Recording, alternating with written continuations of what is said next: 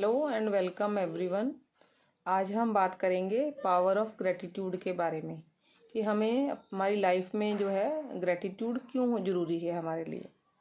तो जैसे कि हम अक्सर देखते ही हैं कि जो लोग हैं उनके पास जो चीज़ नहीं है वो उसके लिए काफ़ी परेशान रहते हैं, लेकिन जो चीज़ें उनके पास हैं तो उसके लिए वो उन पर इतना ध्यान नहीं देते कि हमारे पास क्या कुछ है, और वो कभी भी यूनिवर्स का जो है शुक्रिया अदा करने के बजाय जो नहीं समान है उसके लिए बहुत ज़्यादा परेशान होने लगते हैं।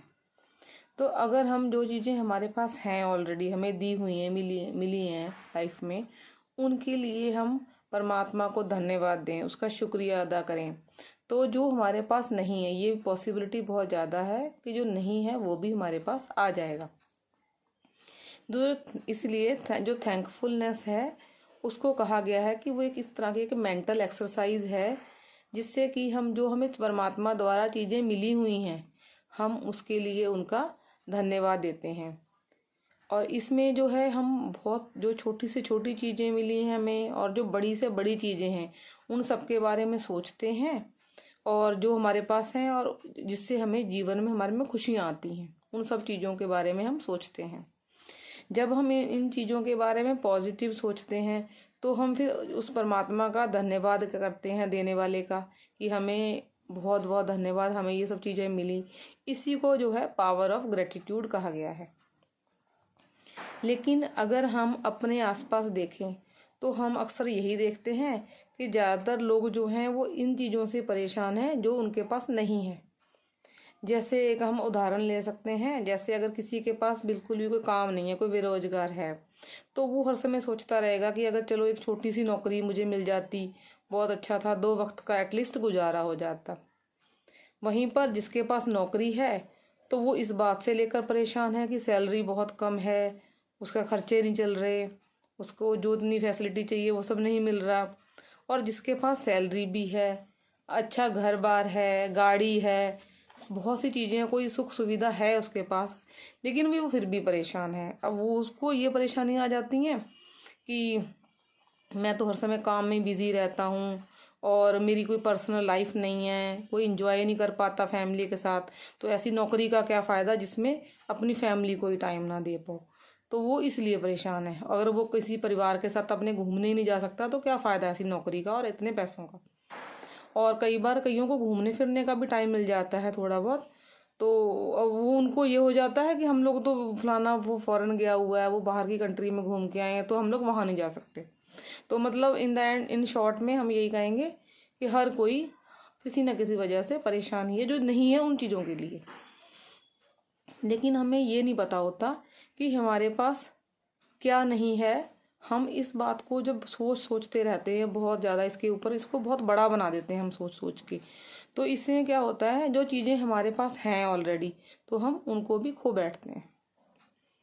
ऐसा इसलिए होता है क्योंकि हम जिन चीज़ों के बारे में या जिन विचार के बारे में बहुत ज़्यादा सोचते हैं वो चीज़ें हमारे पास बढ़ने लगती हैं।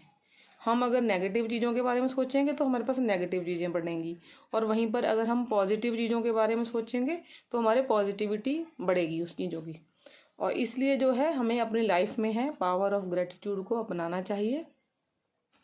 अगर हम हर उस चीज़ के लिए परमात्मा का धन्यवाद दें जो उन्होंने हमें दी हैं, तो हम देखेंगे कि कुछ टाइम में ही जो हमारी जो चीज़ें हैं जो हमारे पास नहीं थी वो धीरे धीरे हमें मिलने लगेंगी। ये सुनकर लेकिन ज़्यादातर जो ये बात अगर हम कहेंगे तो ज़्यादातर लोगों का ये रिएक्शन होगा कि अरे हमारे पास तो कुछ ऐसा है ही नहीं जिसके लिए हम धन्यवाद दें। तो लेकिन ये बात सच नहीं होती, क्योंकि हर किसी के पास जो हमें मिला हुआ है वो बहुत ज़्यादा है और जो नहीं है वो बहुत कम है। कमियां बहुत कम होती हैं हर किसी के पास, और जो हमें दात मिली है ईश्वर से वो बहुत अधिक होती है। लेकिन हम लोग क्या है कि उनको देखते नहीं हैं। हम लोग क्या है हम कमियों पर ही फोकस कर लेते हैं, जो हमारे पास नहीं है हम उस पर फोकस कर लेते हैं। तो हम जो हमें मिला हुआ है हम उस चीज़ को जान ही नहीं पाते अपनी लाइफ में। तो इसी तरह से अगर लिस्ट बनाने लग जाएं, अगर हम लिस्ट बनाएं अपने मन में कि हमें क्या क्या चीज़ें मिली हैं, कौन सी हमें ईश्वर से कृपा मिली हुई है, चीज़ें हमारे पास हैं, तो हम देखेंगे कि फिर हमें तो दिखेगा कि हमारी तो परेशानियां बहुत कम हैं और जो हमें मिला हुआ बहुत ही ज़्यादा है। जैसे कि अगर हम किस चीज़ के लिए शुक्रिया अदा करें, उनमें से हम कुछ चीज़ें देख लेते हैं जो हमें मिली हुई हैं। जैसे कि हम अगर परमात्मा का शुक्रिया अदा करें कि आज हम सुबह उठ पाए, क्योंकि हज़ारों लोग दुनिया में ऐसे हैं जो कल रात सोए तो थे लेकिन आज की सुबह नहीं देख पाए, तो इसके लिए हमें तो परमात्मा का शुक्रिया अदा करना चाहिए। फिर है, अगर आपने आज खाना खाया है, उसके लिए शुक्रिया अदा करिए कि आपको खाना मिला भगवान ने, क्योंकि कितने लोग, लाखों लोग ऐसे हैं जो भूखे ही सोए हैं रात को और उनको खाना नसीब नहीं हुआ। फिर परमात्मा का हमें शुक्रिया अदा करना चाहिए कि हम तंदुरुस्त हैं, हमारे सभी अंग स्वस्थ हैं, क्योंकि जिन लोगों के करोड़ों लोग ऐसे हैं जिनको कोई ना कोई बीमारी है या जो अपंग हैं, तो उनको अपना उसके लिए वो बहुत लाचार महसूस करते हैं अपने आप को।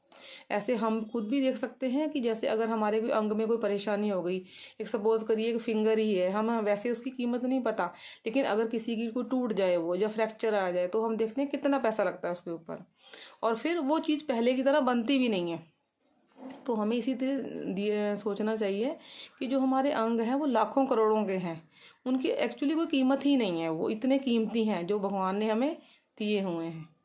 और ये हमें लेकिन एहसास इन चीज़ों का तब होता है जब वो हमें कोई परेशानी आ जाए, या जब वो ना रहे चीज़ हमारे पास। जब तक होती है तो हम उसकी कीमत नहीं जान पाते, जो सही कीमत है उनकी। इसी तरह से हमारे सर पे छत है तो हमें उसके लिए धन्यवाद दें, क्योंकि कितने लोग ऐसे हैं जो बिल्कुल खुले आसमान में सोना पड़ता है, जिनके पास घर नहीं है। सुबह उठने से लेकर बिस्तर पर जाने तक हम जितने भी चीज़ें यूज़ करते हैं, सबके लिए ईश्वर का धन्यवाद दें, क्योंकि दुनिया में 50% लोगों के पास ये चीज़ें नहीं हैं। इसके अलावा जो हमें नेचर से मिला हुआ है वो भी बहुत कीमती है। उसके लिए हमें जो हवा है, पानी, आसमान, फल फूल, पेड़ पौधे, और ये सब चीज़ों के लिए हमें धन्यवाद देना चाहिए परमात्मा को, क्योंकि ये सब चीज़ें जो है हमें ईश्वर ने दी हैं बिल्कुल फ्री में, और इतनी कीमती हैं कि इनके बिना हम एक पल भी जिंदा नहीं रह सकते। तो इसके लिए हमारा जो ईश्वर को धन्यवाद देना बहुत बनता है। इसके अलावा हमें जो भगवान ने दिया है, परिवार दिया है, मित्र दिए हैं, कपड़े दिए हैं, क्या कुछ नहीं। क्योंकि अगर हम ये सब चीज़ों की लिस्ट बनाते जाएं तो हम ये देखेंगे कि वो लिस्ट जो है बहुत लंबी हो जाएगी, इवन एक बुक बन सकती है। हमें जो चीज़ें मिली हुई हैं उनके ऊपर बनाएं, तो परेशानियों की लिस्ट तो आप देख लो फिर कितनी रह जाएगी।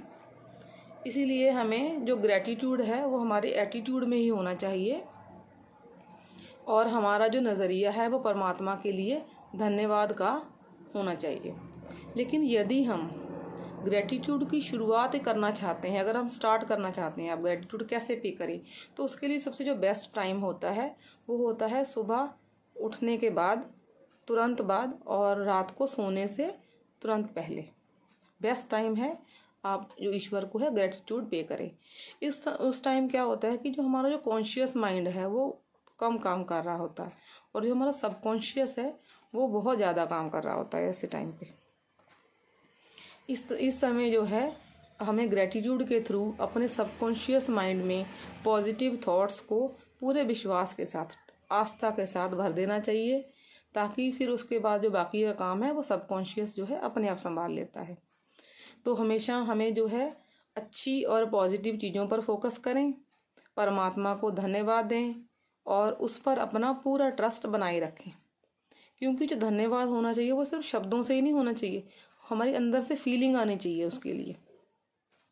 तो हम देखेंगे कि हमारे जो लाइफ में है मिरेकल्स होने लगेंगे, और जो लाइफ है हमारी वो बिल्कुल ही पॉजिटिव हो जाएगी और संतुष्ट हो जाएगी। Thank you.